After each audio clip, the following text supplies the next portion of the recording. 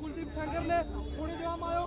અમે આંદોલન કરી રહ્યા છીએ ત્યારે પોલીસ અમારી સાથે બર્બરતા કરી રહી છે, અમારા ગળા દબાઈ રહી છે. ફાંસી આપવાની કુલદીપ સેંગરને હોય એની જગ્યાએ પોલીસ આવા લોકોને બચાવી રહી હોય તેવું દેખાઈ રહ્યું છે.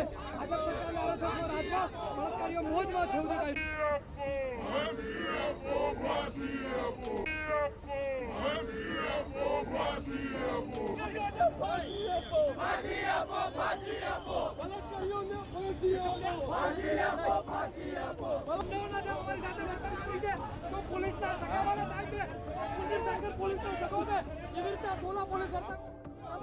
કે 2017 ભાજપે એમએલએ બલાત્કાર કરે છે.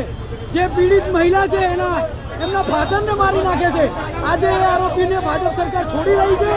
એની સામે અમારો વિરોધ છે. આવા આરોપીઓને ફાંસીની સજા થવી જોઈએ એવી એનએસયુની માંગ છે.